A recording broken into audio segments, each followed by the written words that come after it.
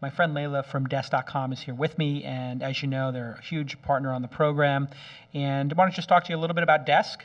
Yeah. And Desk.com. I know you guys bought the company, and it's had a tremendous success at Salesforce. So let's talk a little bit about just customer support and why it's important today. Like, why should people really pay attention and have an enterprise system for managing Salesforce today? I'm sorry, customer support today.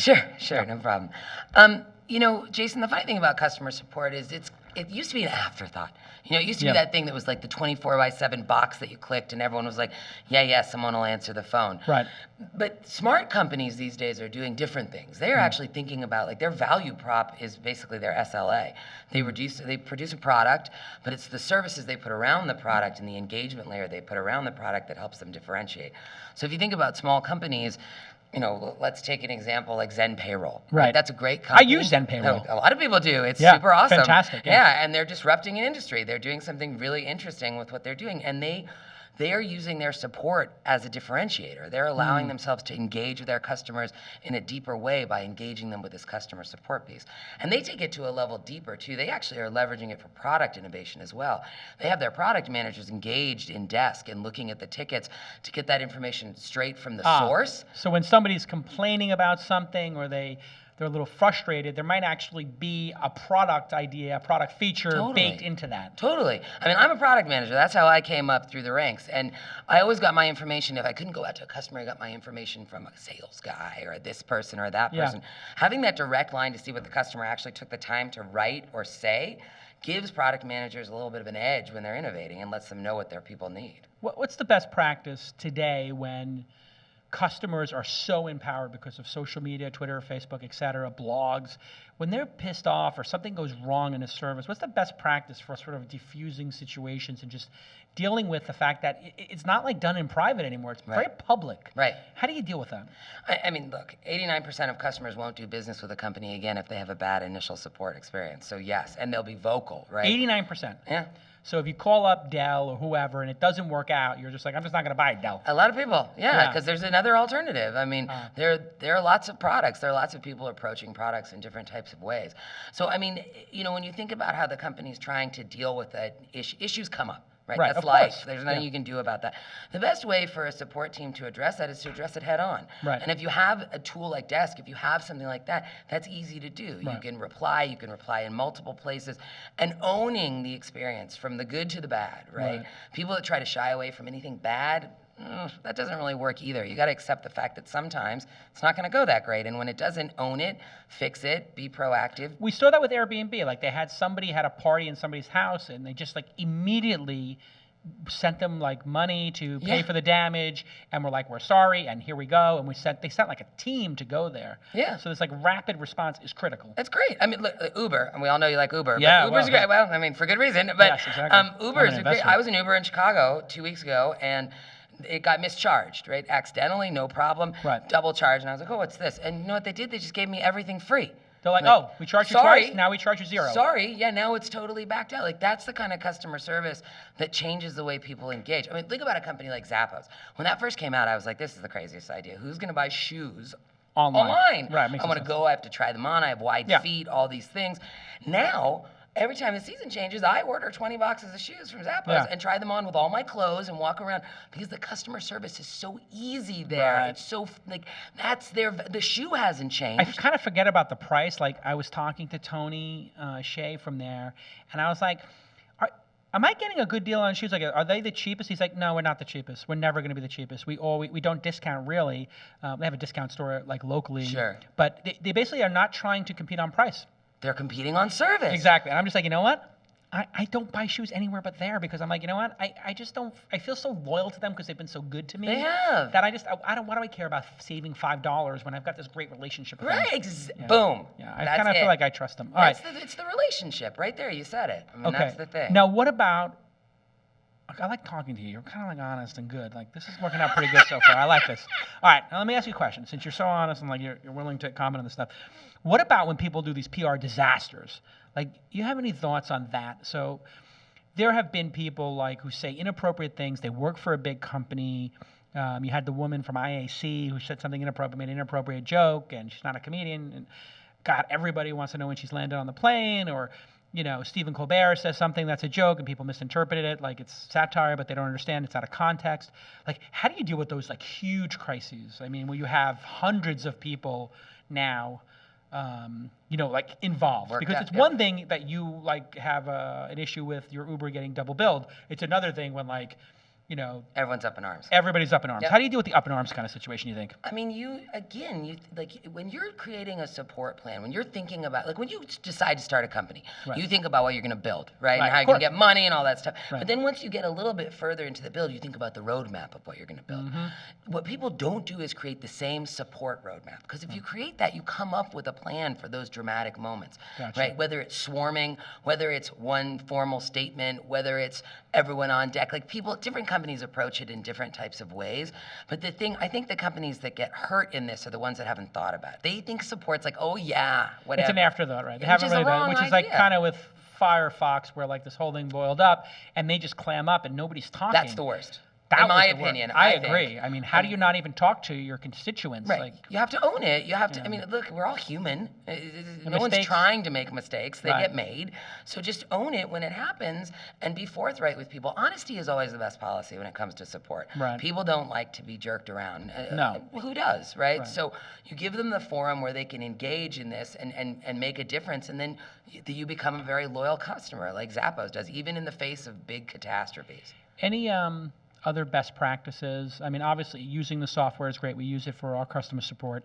What I love about it is that like we have like the ability to know who's responded. Yeah. Because one thing that was happening was I have a team of people who actually really care, and so then 5 people respond. But then the problem with 5 people responding is Confusing. it's confusing to the person. Like, who am I talking to now? There's 5 different people, and maybe we get our messages wrong. Like, we each have a different, unique solution. Right. So if 5 people respond to an Uber thing where you got billed twice, and it's like one person gives you both for free, one person gives you a $5 credit, you're confused. You have no idea what's happening, Yeah, right? So how do you manage that? Yeah. Well, so I mean, in a solution like Desk, that's Yeah. managed for you, Got right? it. But when it comes to this idea of like best practices or things you Yeah. need to think about, I mean, that support roadmap is as important as your product roadmap. And companies that don't know that won't do well. Like you look at a company like Hotel Tonight, Love that. They're awesome. Sam's been on the program. They're awesome, right? I'm not an investor, Sadly. sadly. Well, they're a big customer of Desk. Oh, and- they really yeah, are. yeah. Yeah. And they, Not I mean, surprising. in their business, that's critical, right? Because I mean, the typical like handling time is about 24 hours. If they do that, they're hotel tomorrow, right? It's not going to It's work. not gonna work. Right. So they brought it down to under an hour, and they did that by thinking about how to like optimize the engagement experience. But they had a plan for Yeah. support out of the gate. It's critical for them, especially because I've used them a bunch of times now. You're booking the room after 12 o'clock. Right. So let's say you did it at 1:30. Well, you're thinking that you're going to get into the room at 4. There is, if something no goes room for wrong, error. there's no room for error. Like, you're going to be going around like Manhattan trying to find a room. Right, and I mean their whole business is based on making sure that connection happens, and they're on it, right? But they planned ahead, and they looked at like I think another like thing that people focus a little bit too much on, although I just said this, but is handle time. Like how long is it taking you to pick up a case? In their situation, they're picking up a case and answering it and bringing it to fruition. But in some bad practices, people touch a support case just to touch it to meet the SLA. Just to check it. Yeah, and that's the wrong. Like putting all the emphasis of your support team on getting a certain number of hours done without telling them how to do it in a constructive way. It's more about that engagement. It's Right. more about being willing to pay $5 more for shoes at Zappos Right. because you like them. Right. There's a like factor to consumer goods. Being a now, and I think- human being, I think was kind of like the most interesting you said. Like, we all make mistakes. Every service is gonna somebody's gonna spill a cup of coffee on you at your restaurant at some point. So how do you deal with it? And having a plan is the key thing. It really is. That roadmap, that plan, and then an eye towards where you want to take it in the future. A plan for today is one thing, but you don't plan a product roadmap and say, this is what I'm going to build this month. You do, but you have 6, 12 months out. They may change. But I think the companies that don't think about what's my support going to look like now and what's it going to look like in 10 years when I'm big, and how am I going to make sure I grow to accommodate that? Yeah. I think that's an important one. Are there any other myths or just common mistakes people make in service? Like, I mean, you must see everything, We just- and you talk to people about this. Like, this is what you do all day, for Right. 12 hours a day. So, what are the other mistakes and myths? I think one is that people think in order to have a quality support organization, they need to staff up crazy. right? They need tons of people and they Yeah. need tons of infrastructure. Dedicated people. Yeah, they need all this. I mean, the reality is in most companies, especially smaller ones, whole company support is the right way to do it. Like I have a good friend, he started a company called Get Feedback, right? Yeah. And small company, there's just a couple of them there and they are their own support team. The CEO is doing the support. I like that. Yeah, he has desk on his phone. We're at a bar, and he's giving me feature enhancements, of course, because that's life when your friends are running business. Yeah. But he's on the phone answering tickets while we're in the bar. And so that idea of don't stress yourself out about the notion you have to create this huge organization. And Yeah, do it's all lightweight. this. You don't need to start with voice. You can just email, text, Twitter, whatever the right forums You might are. only get 2 or 3 things a week, and you can just handle them Right. from the CEO or founders seat. And that's what they're doing, and they want to. There's another great company. This is another funny thing I found out recently. I was meeting a customer of ours called Squarespace in New York. Squarespace is amazing. Cool company, right? Yeah, Anthony. Anthony's been on the program. Oh, wow, look at me. There you go. It's great. And we use Squarespace for all of our sites. They're cool. Yeah. They're a cool company. And I was in New York recently Beautiful meeting design. with their support team. Yeah. And they never close a case. Like, think about this. Ah. And I was like, and so I said, well, that's strange. Why don't you close cases? Yeah. You know, the analytics and whatever and all this stuff. And this is the most beautiful answer I'd ever heard. We never want the customer to feel like we've stopped the conversation. Ah. This is an interesting way to think about support. Right. Like, I'm not advocating that everyone do this, but I'm just saying that people are looking at support as a different vehicle than just, is your computer on or off? It's a loyalty program in a way. It It's a is. brand building process, and it's really, it's inspiring to talk to you about it because it really is when you see how people have transformed their businesses, and we get a lot of people on here. It's at the end of the day, people can knock your product off very easily. I mean, it's very easy to copy stuff, but you can't knock off like the love and concern that a company has for their actual customers. Like that's an intangible. I mean, and clearly at Desk we preach that as well. I mean, Sure. we practice what we preach. But we were at Lyft yesterday, congratulating them on Yeah. their round. Yeah. And they are an avid Desk user, and they, that's another example of a good company that's just engaged hard with their user base. Yeah. Really in there. And you do see loyalty. Yeah. loyalty. Absolutely. All right. Final question. Who should be going? You're typing too slow, Junior. I'm getting fed some questions here. Okay. All right. Final question. It's a little self-serving. Who do you think should be using Desk.com? Who are the ideal clients that you guys have using the product? I mean, we're in a lucky position at Salesforce because we have a full service suite when it comes to this. So you can start on Desk and grow to Service Cloud. You can use them both at the same time while you're growing, all that kind of stuff. I think Desk makes a lot of sense for companies that need to get support up and running fast and want to make sure they're listening and engaging on every channel, right? So if you look at our customer list, I ran off a couple, but then you go, it varies, right? You have BarkBox. That's a huge, great customer of ours, and they're doing all kinds of interesting things. And then you switch back to a Get Feedback, as I mentioned earlier, which is a technology play.